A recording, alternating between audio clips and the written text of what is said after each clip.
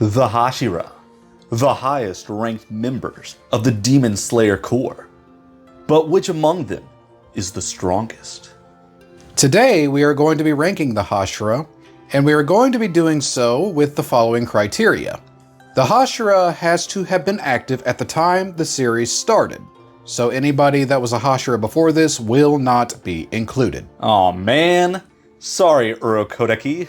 In addition, it doesn't matter what happened to the Hashira, if they were active at the time the series started and played some role throughout the series, they will be counted in the ranking system. Now, before we get started, we are going to be covering some stuff that has not yet been put onto the anime, so everything from here to the end of the manga, so we will have some spoilers here. You have been warned. So let's get into this. Number 9, Shinobu Kocho. Now, we should have all seen this one coming. Shinobu is the insect Hashira, who became a Hashira in order to get revenge on Upper Moon 2, Doma. Why does she want her revenge on Doma? Well, he killed her sister, the former flower Hashira. Physically, she is undoubtedly the weakest among all the Hashira, as she does not even possess the strength needed to behead a demon. Instead of strength, Shinobu must rely on her incredible speed and agility, along with her intellect. Now, she wields a different kind of Nichiren sword. It's different than most of the Demon Slayers because hers is unique as there's a needle-like stinger at the tip, which is used to inject wisteria poison into demons. It can be very effective against some of the lower-ranked demons, but not so much against the upper ranks. I mean, we see that against her battle against Doma in the Infinity Castle, where instead she has to sacrifice herself in order to kill him. With the type of sword, she doesn't rely on slashes, but more so on powerful thrust. Now don't get me wrong, she is powerful, but against the upper ranks, she would be better more in a support role, along with helping heal the injured. Number 8, the Sound Hashira, Tengen Uzui. So Tengen was trained as a shinobi, and as such he has very fast running speed and incredible stealth capabilities. He also wields these two Nichiren cleavers that are chained together along with these potent explosives as supplemental weaponry. His arsenal makes him a very potent warrior with his shinobi training. Unfortunately, Tengen has a habit of putting his heart before others and letting it get in the way of his mission, such as when his wives were in danger, he threw caution to the wind. He's also a bit overconfident and has to do things in a very flashy manner. His greatest accomplishment was the fact that he took on an upper-ranked demon, the 6th demon, and actually came out on top. It's true he needed Tanjiro's help to put him down, but at least he came out of it with only the loss of an arm and an eye. He's placed here because, unlike Shinobu, he can actually behead a demon. Still, the best he could do was fight it to a draw, and he never unlocked the Demon Slayer mark, which is critical. So, he may not have unlocked that mark or done anything significant, but he could at least say he was the flashiest Hashira of them all. Number 7, Kyojuro Rengoku, the Flame Hashira, who for some reason likes to say tasty a lot. Rengoku is the central figure of the Mugen Train arc, where he is able to hold off Upper Moon 3 Akasa, though it appears that Akasa was mostly toying around with Rengoku, trying to convince him to become a demon, because the demon life is the life for him, you know. Through his limited time, we can see that Rengoku has incredible strength, speed, stamina, and durability. He's able to continue fighting with his indomitable will while even on the verge of death. He used all of his strength to try and stop Akaza. Rengoku shows off incredible strength and a master of flame breathing with an offensive style of fighting, though he also lacks foresight and was overconfident, which ultimately led to his death, along with never being able to awaken the Slayer mark. Now, if he had awakened the Slayer mark, without a doubt, he would have moved drastically up this list and not stuck at number 7. Number 6. The Love Hashira, Mitsuri Kanroji. Mitsuri, a fan favorite, her greatest assets here are her athleticism and flexibility. Her gymnastic movements give her incredible agility on the battlefield and turns any battle she's in into a dance. Her blade is also unique with ribbon-like capabilities while still maintaining a sharp edge. When you combine this blade with her gymnastic movements, she is the most flexible Hashira in the group. Unfortunately, her greatest weakness, which I don't understand, is her emotional vulnerability. She is so sensitive that you could bring her to a pause by just a few hurtful words. She's also more of a reactive fighter, adapting to this battle around her and not really proactively planning ahead. Her greatest accomplishment was the fact that she unlocked the Demon Slayer's mark, which unlocked her abilities to their absolute peak, and with that was able to fend off a clone of upper rank 4 until sunrise, doing all of that without taking any significant injuries. She's placed here because unlike the previous 3 entries, she at least unlocked the Demon Slayer's mark, which boosted her skills to the max. Even still, she comes off as more of a dancer than an actual warrior, and isn't quite as skilled as the other Hashira higher up on the list. So, at the very least, she's done some good things, but don't say anything mean about her or you're gonna get the waterworks. And to cheer her up, you're gonna break the bank at the buffet. Number 5. Muichiro Tokito. Alright, don't get mad at me, people, for having him this low on the list. But yes, the Mist Hashira, and the youngest of all of the Hashira at only 14 years old. And when we first met, he was more of a forgetful guy, kind of like Dory from Finding Nemo, where he could not even remember that he had already met Nezuko before. Tokito gained the rank of Hashira after just 2 months from when he joined the Demon Slayer Corps. He is very fast, and at times, while using his mist breathing techniques, he actually appears as if he's like teleporting, using the mist to his advantage.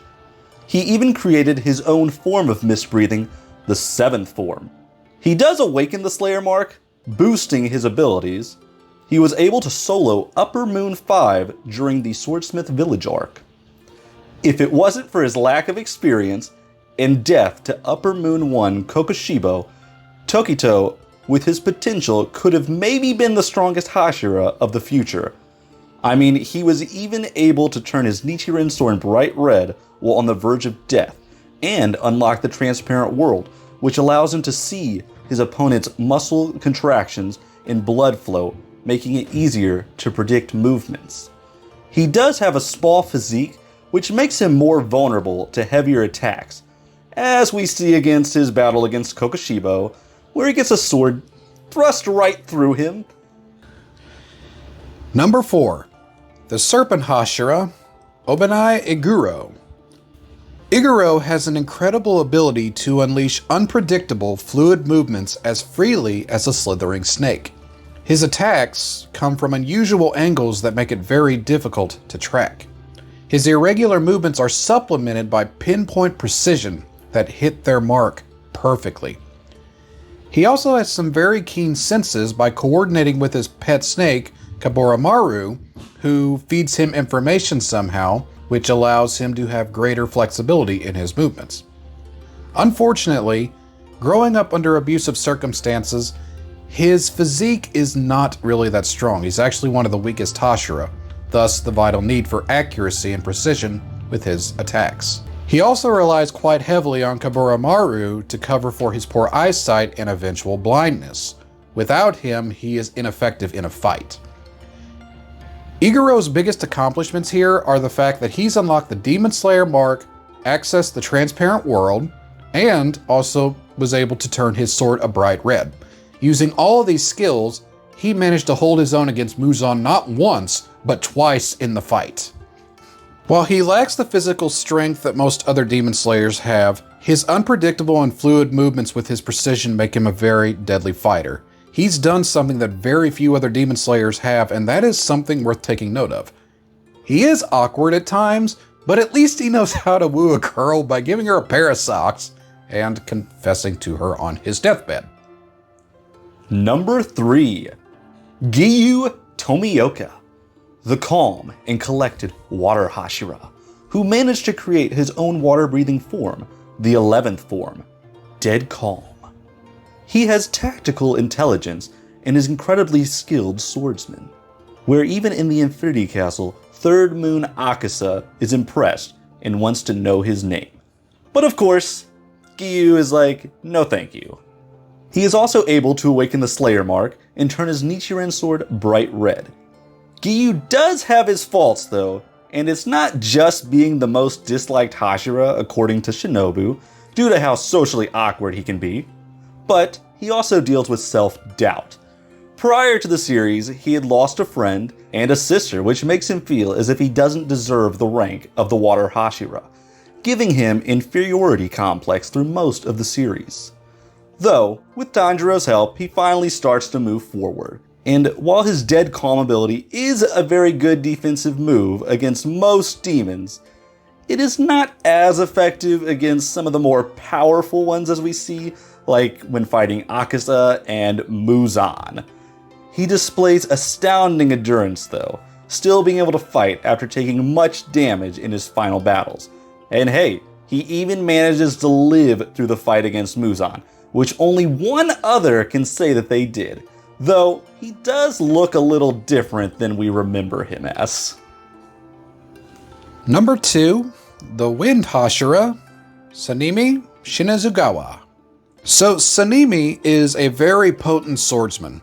He is one of the strongest and fastest Hashira in the entire group. His swordsmanship is refined to an art, and it makes him one of the strongest demon slayers in the series because of it. On top of that, his durability is second to none. I mean, the guy takes so much damage where his organs are literally about to fall out, and he still keeps fighting like it's nothing.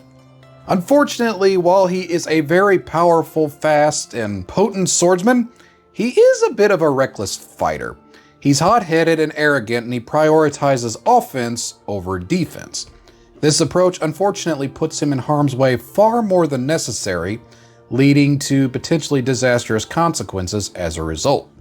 He also has trouble trusting other people, so his lone wolf mentality and off-putting personality further enhances his risks. His greatest accomplishment was not even the fact that he could unlock the Demon Slayer's Mark Transparent World and turn his sword bright red.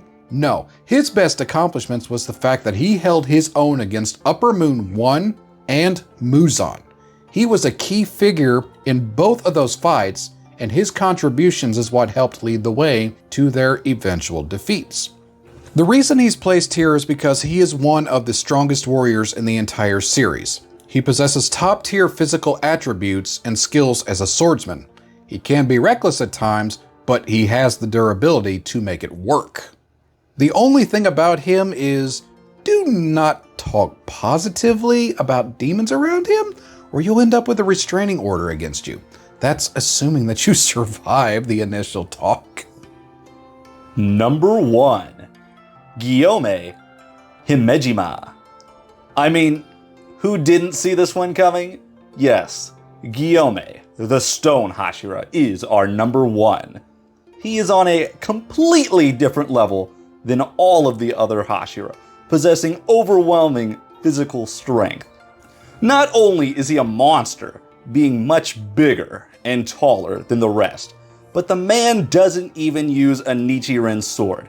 Instead, he wields a spiked flail and an axe, making him incredibly versatile, and also is able to deal devastating damage, which can be shown in his battles against Upper Moon 1 Kokushibo and Muzan. Kokushibo even states that it's been 300 years since he has found someone of Gyomei's strength. It's also during that fight he's able to awaken the Slayer Mark, and with help, take out Kokushibo. He also unlocked the Transparent World and was able to turn his weapon bright red. Even with the last bit of his strength, he was able to hold down Muzan for a bit with his chains in the final battle, though ultimately he would meet his end. I mean, he doesn't really have any weaknesses, I would say. It's rather he He does cry a lot due to the turmoil from his past trauma. And I forgot to mention, Gyomei is blind, making him even more deserving of this top spot. He is the Demon Slayer equivalent of Toph from Avatar, the blind bandit. His experience and superhuman strength in combat, along with his exceptional hearing, make up for any defects he may have, making him clearly the favorite for the top spot.